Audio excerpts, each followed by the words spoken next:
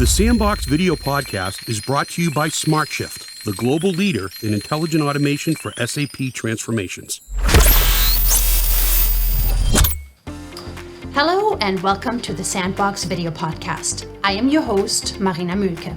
Today I'm joined by Rogério Peres, the Chief Information Officer for JBS USA.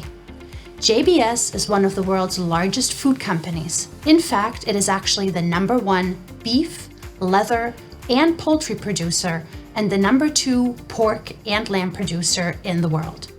As CIO, Rogerio is leading the efforts to ensure that systems the company has in place are effective at supporting the needs of the business. For example, he has recently led the company through a complex digital transformation. Rogerio has been with JBS for over 27 years, holding a variety of leadership roles in both the US and abroad. Originally from Brazil, Rogerio earned a degree in computer science from the University of Brasilia and an MBA from the University of Rio de Janeiro. Rogerio, welcome. Where do we find you today? Hello, how are you doing? Thank you for having me. I'm here based in Colorado. Oh, wonderful, Colorado. It's been probably a good 4 years since I've been there. Such a beautiful state. I appreciate you joining us today, but let's switch gears. We're obviously here to talk about JBS. And as I mentioned, it's a global company that feeds a good portion of the world. And if I believe I understand right, it has its root in South America, Rogerio. But could you give us a little bit of a history lesson on JBS and tell us how the company got to the position it holds today in the world? Of course. So JBS is a Brazilian company. We are public traded in Brazil, in fact, and it was founded in 1953 and started growing more rapidly after 2000, 2002. And that has been made through acquisitions mostly. In the beginning in Brazil, and then we have the first acquisition outside Brazil in 2006 in Argentina. In 2007, we bought Swift & Company here based in Colorado. And then we had our headquarters in US here based since here. And we have made several other acquisitions since then here in US, Canada, Mexico, Australia, UK, and a few other countries in Europe as well. Wonderful. Thank you for providing us the history, especially on the acquisition and how the company has grown over the years. I really appreciate that. A lot of things I didn't know about JBS. As I mentioned earlier in the introduction, you've had a very long and seasoned career with JBS over the last 27 years. Could you tell us a little bit more about your own journey and the role that you hold, and also how you and your team are working and supporting the needs of JBS, and really what are your areas of responsibility there? Yes, I started in the company in 1996 as leading the IT department. There was about 4 people there. We had very few plants there in Brazil, just beef plants that we used to run in Brazil at that point. And the company kept growing and buying other companies in Brazil. As I said, in 2006, we bought the first international operation in Argentina, and we helped in the integration of our applications there with the Argentina team as well. And in 2007, we bought Swift & Company here in US. And then I was coming back and forth between Brazil and Argentina helping this integration. In 2012, I ended up moving here and started leading the IT team here in US. And our main responsibilities are over US and Canada. Those are the 2 countries we support. Even if we have operations in different countries, we have different IT teams leading each one of those countries there. So again, primarily our responsibility are for US and Canada.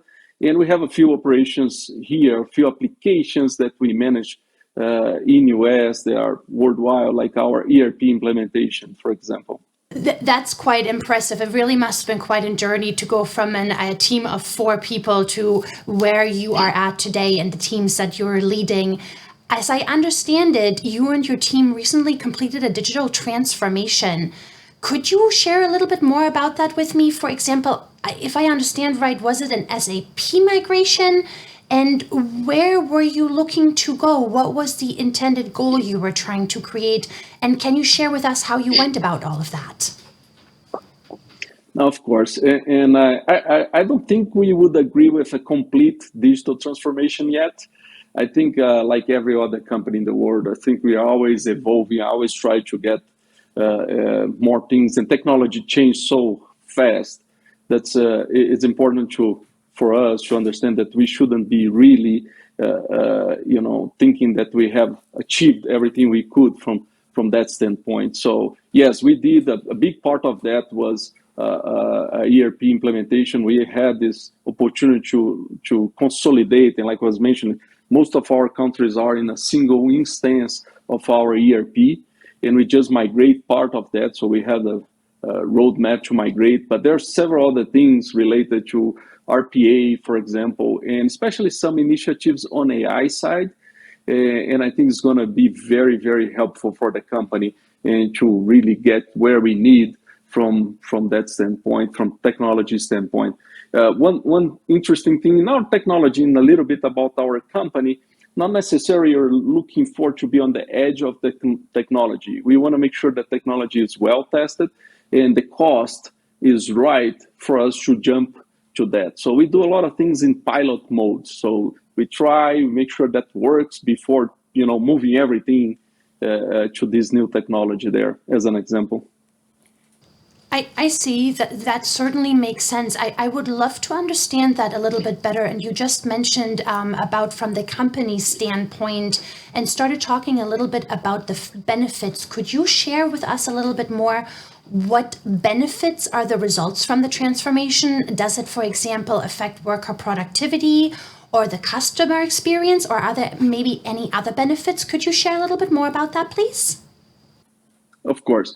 So I think it's pretty much the same for every single company, right? That we have to either deliver productivity or we have a ROI, whatever you want to call that, some solutions there. There are a lot of regulatory, especially in our industry, a lot of regulatory projects that we have to implement in order to deliver what, like a USDA, for example, we have to do. I think there are a lot of important projects we do from food safety or from people safety that we're doing now. And of course, I think it's a major challenge for us and for every single company nowadays about sustainability. So we have initiatives in all those areas, and that's always trying to get some of that. So one of those or more than one of those areas as a benefit for the company, right?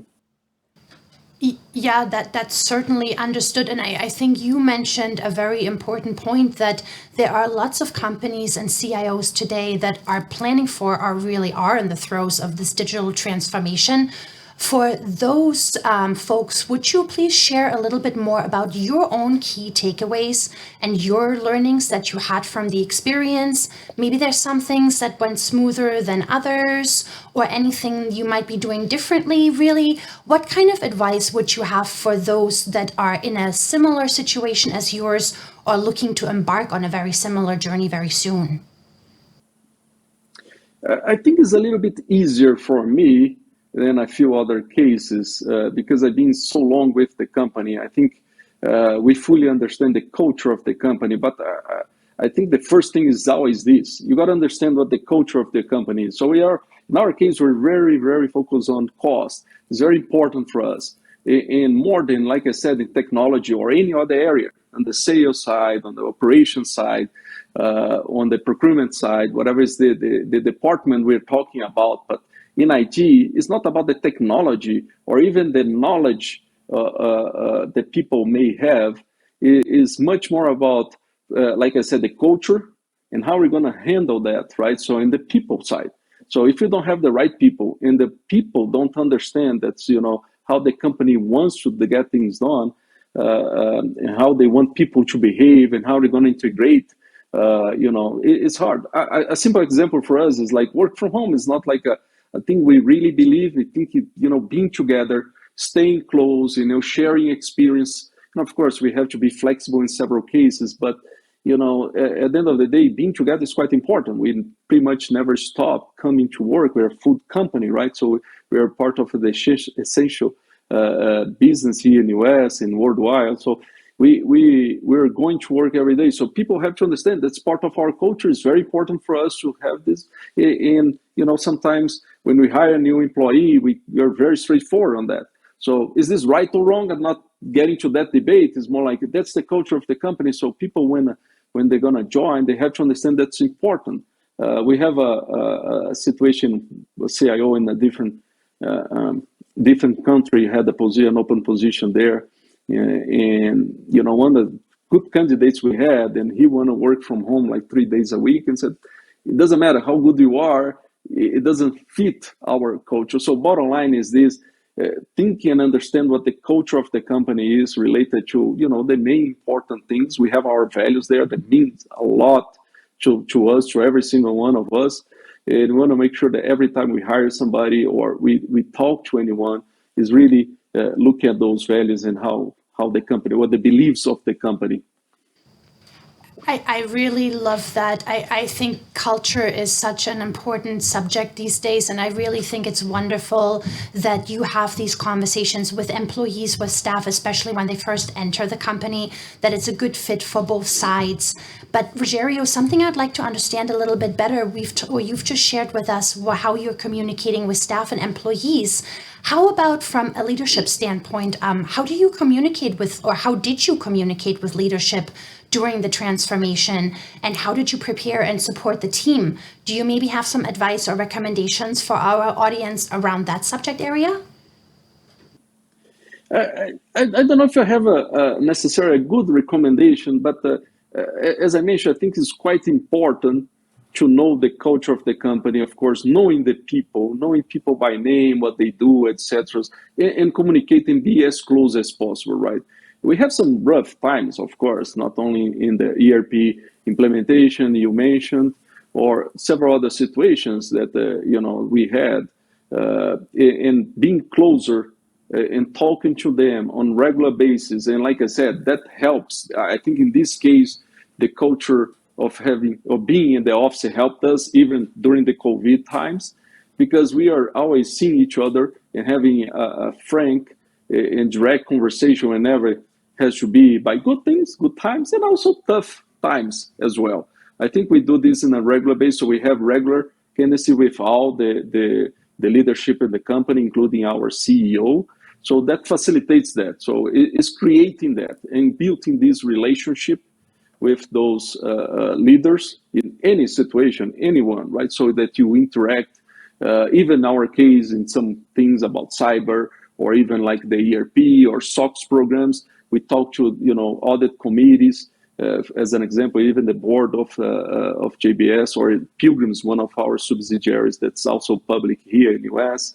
So it's being straightforward and open to discuss. I think the other thing that help us very much in this part of our beliefs in our culture is like straightforward, being as straightforward as you can, be as frank as you can, as transparent as you can, but the sense of urgency about dealing with that. So we have to understand in our operations, for example, we have a single plant that stopped, and we have about 150 locations here in the US that we support. A single plant that may stop for whatever IT reason is a big deal for all of us, including myself, and even for the CEO, right? So we want to make sure we have always, being available, being, direct, and we have this sense of urgency of dealing with anything that happens at any time. Sure, I certainly understand that. And again, it's really, you're just showing that this overall concept of culture and communication, even in tough situations, is just so important and goes really both ways, both to the employees, leadership, and really flows through the entire company. So I certainly understand that, and I appreciate you sharing that with us. Rogerio, I would love to wrap the conversation up today with a look towards the future. What's next for JBS? What does the future hold for you and the amazing folks over there? And are there any maybe future plans for innovation or anything else that might affect your team and the business itself? I think they're always right. We are very happy about the technology side. and very engaged. Like I said, we're not necessarily the first company to jump to any new technology there, but we always look at that. And one thing that helped us a lot was really looking at, for example, an AI side and machine learning. I think it's, a lot of interesting initiatives that are helping us, like I said, about people safety. And this is very, very critical and probably one of the most important things for us. Food safety, of course, we want to make sure we deliver, good product and always safe product for our consumers. And, a lot of sustainability there. And of course, looking at, improvement, our efficiency and so on. So we're having a lot of initiatives on that space. And I think this is evolving a lot. We've seen that in that area, which is quite important. That's why we create a separate area just to take care of that in JBS. We are looking at several opportunities to help us in now different industry. And some of them may be very effective. On the beef side, not necessarily effective on the poultry side, as an example, or vice versa. But we have several initiatives on that was very, very interesting, very productive for us. And I think this will be evolving a lot in the next few years. So maybe 2 years from now, we're going to talk about different things that may be on that space as well. We have a lot of things using data lake that's been very, very promising, especially because we have so many different geographies, and we have some global teams that are trying to consolidate that information, understand what's going on. I think that's a key part of our journey now, that we will have a lot of benefits coming there. Another thing that we are on the path is already this way, but I think is very, very good for the companies trying to consolidate and simplify the landscape. That's one of the biggest challenges I think every CIO may have, is for how do they consolidate. But one thing I said, and it's been our experience here in US, is this is a must-have. It's not like whenever we can or if we can. No, it's let's simplify the landscape. If you have two solutions in different business, maybe in our case, this challenge, like I mentioned about acquisitions. So it's a single one. We have a single ERP, a single instance of the ERP. We have a single solution for payroll, for example, from HR side. We have a single solution that run all the plants and things like that. To try to really, really look at this, simplify the landscape.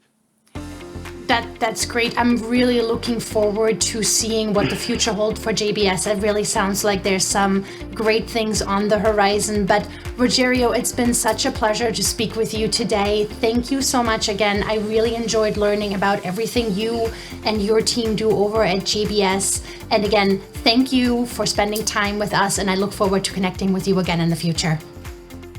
My pleasure. Thank you very much for having me. Thank you. Thank you, everybody. Thank you for joining us. We hope you have a lovely day. The Sandbox video podcast was brought to you by smartShift, the global leader in intelligent automation for SAP transformations.